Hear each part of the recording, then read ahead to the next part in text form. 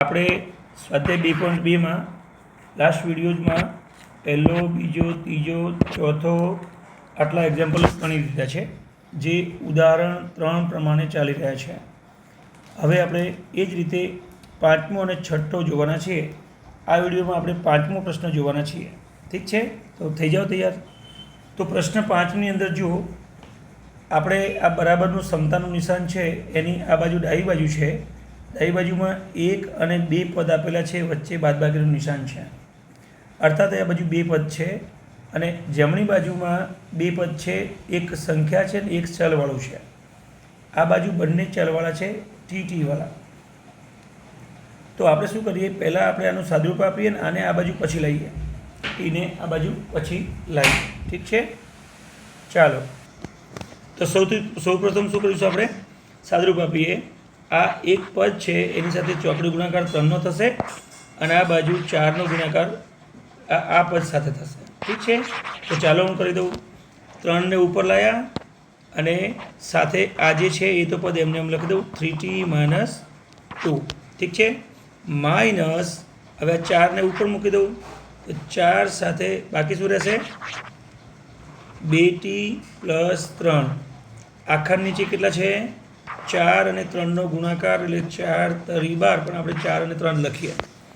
હવે આપણે જમણી બાજુનું આખું જેમ છે એમ લખીએ, 2/3 ઓછા t, એને પછી સદરૂપ આપીશું આપણે. ચલો હવે એને છોડીએ તો 3 તરી કેટલા થાય, 9t.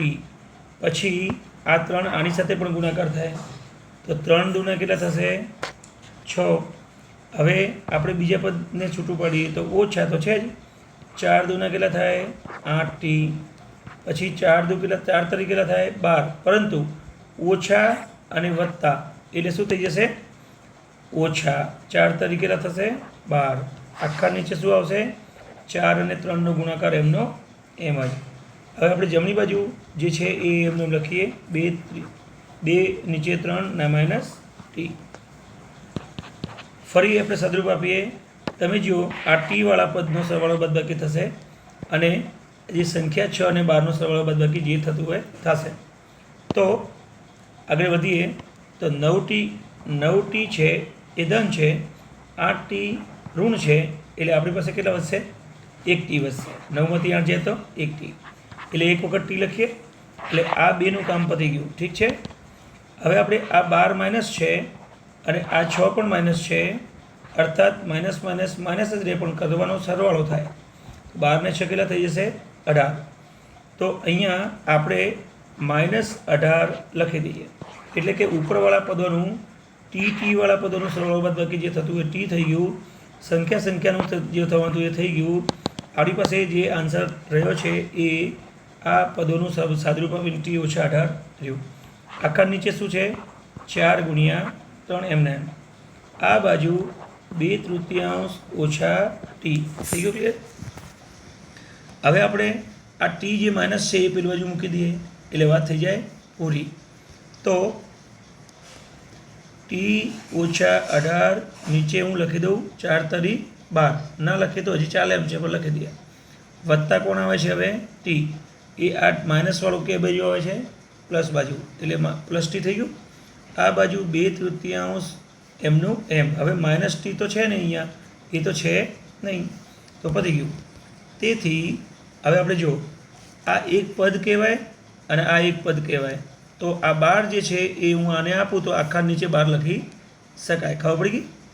તો તેથી t - 18 એમને એમ વત્તા આ 12 સાથે હું ટી મૂકી દઉં એટલે મારે નીચે જે 12 છે એ આખા નીચે મૂકી શકાય. આ બાજુ 2/3. હવે આપણે શું કરશું, સીધા આ જે 12 છે એ સીધા પેલી બાજુ ગુણાકારમાં જતા રહેશે. અહીંયા ભાગાકારમાં છે એટલે ગુણાકારમાં જતા રહેશે. તો t - 18, હવે કાઉન્સની જરૂર નથી, વત્તા 12t. આ બાજુ 2/3 એમને એમ, જે નીચેવાળા 12 હતા એ અહીંયા નહીં લખતો, આ બાજુ 12 લખવો છો. તેથી તમે જો 12t અને 1t કેટલા થઈ જાય, 13t થઈ જાય ને. અને આ બાજુ જે 18 છે માઇનસમાં એ એમના એમ જ લખવું, હું કંઈ કર્યું નથી. આ બાજુ તમે જોઈ શકો છો 3 ચોક 12 અને આ 4 અને 2 નો ગુણાકાર થશે 4 દુના 8 એટલે અહીંયા કેટલા રહેશે 8. હવે આપણે એકદમ સહેલું થઈ ગયું 13t એમને એમ આ બાજુ બરાબર કરું આ બાજુ 8 પડ્યા છે અને આ 18 જે માઇનસ છે એ અહીંયા કેટલા થઈ જશે પ્લસ થઈ જશે સિમ્પલ. તો 13t બરાબર 18 ને 8 કેટલા થાય 26 કેટલા થાય 26. તેથી t બરાબર 26 ની નીચે ભાગાકારમાં 13 આવી જશે કેમ કે અહીંયા ગુણાકારમાં હતા તો જે આવી જશે ભાગાકારમાં એટલે કે 13 ગુણ્યા 2 ભાગ્યા 13. તેથી અહીંયા t બરાબર તમે જોઈ શકો છો 13 ઉડી ગયા 2 રહેશે. આમ આ સમીકરણનો ઉકેલ t બરાબર 2 છે. ખબર પડી મિત્રો? આ પ્રશ્ન આખો 2 થી 3 વખત આ વિડીયો સોલ્વ કરી રિપીટ કરી અને આખો પ્રશ્ન તમારે તૈયાર કરી લેવાનો છે.